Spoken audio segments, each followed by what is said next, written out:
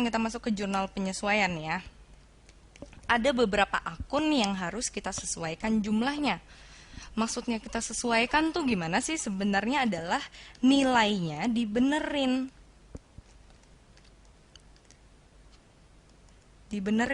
Paling gampang gue kasih contohnya adalah perlengkapan ya. Misalnya dari segi perlengkapan. Oke, lo bayangin 1 Januari 2012. Lo bayangin aja kita beli perlengkapan yaitu bolpen senilai 5 juta. Oke, kalau dalam akuntansi kita nggak ngomong kuantitasnya ya, kita ngomong dalam nominal uang. 5 juta, lo bayangin itu adalah bolpennya banyak banget lah ya, kira-kira. Let's say anggap aja harga satu bolpen 1000, kita punya 5000 bolpen gitu lah ya, supaya gampang juga. Tapi yang kita nilai dalam akuntansi 5 jutanya ini. Oke. Nah, ketika lo beli 1 Januari, apakah 5000-5000-nya itu akan lo pakai gitu dalam saat itu juga? Enggak kan? Kita pakai sedikit-sedikit. Misalnya seminggu kita pakai 100 gitu ya, 100 bolpen, 100 bolpen, 100 bolpen gitu-gitu. Gak langsung 5000. Oke, sampai pada akhirnya, misalnya bisa akhir bulan lah ya, let's say kita bikin akhir bulan, ternyata kita bisa tahu bahwa sisa akhirnya bolpen kita adalah, let's say 4000 bolpen, yaitu senilai 4 juta. Oke, berarti catatannya harus kita benerin nggak? Harus kita benerin ya, harus kita benerin jadi 4 juta. Nah, untuk itulah kita bikin jurnal penyesuaian, yaitu nilainya dibenerin. Tadinya kan yang dicatat masih 5 juta gitu ya. Sekarang udah kepake kok 1 juta, kenapa masih kita catat 4 juta? Oke, dalam akuntansi ini, fungsi dari jurnal penyesuaian adalah nilainya dibenerin gitu ya, atau mengubah sedemikian rupa nilainya sehingga semua neracanya itu memperlihatkan saldo sebenarnya. Oke, memperlihatkan nilai sebenarnya, yaitu gimana? Misalnya nilai sekarang udah 4 juta ya, kita perlihatkan 4 juta, jangan 5 juta lagi. Kayak gitu.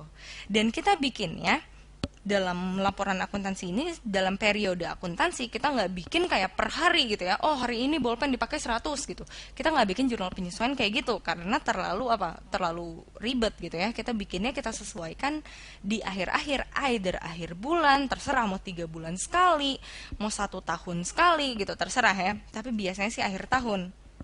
Oke? Kayak gitu, nilainya kita benerin agar mencerminkan nilai sebenarnya.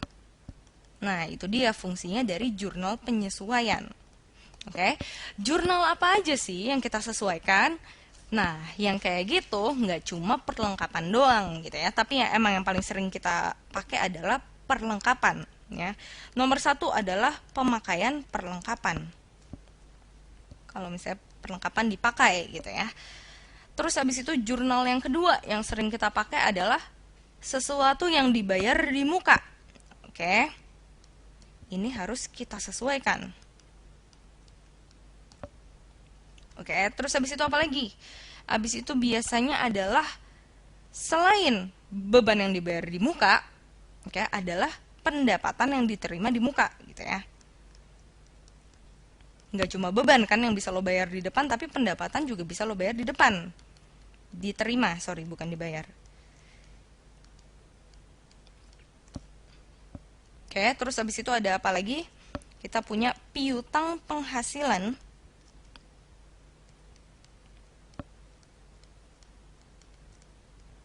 Oke, kita punya apa lagi nih?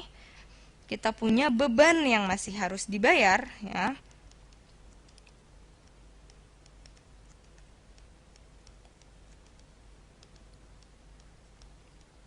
Oke, dan yang terakhir adalah penyusutan aktiva tetap.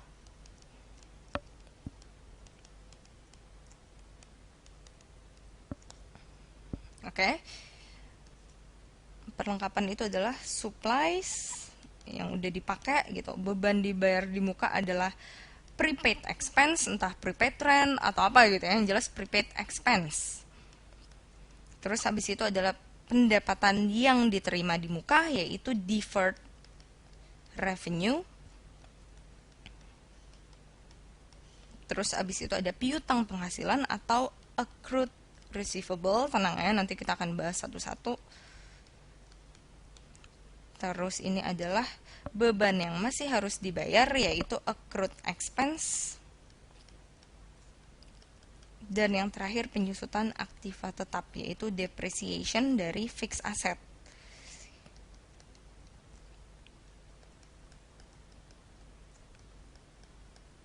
Oke, kayak gini nih, kita akan bahas satu persatu.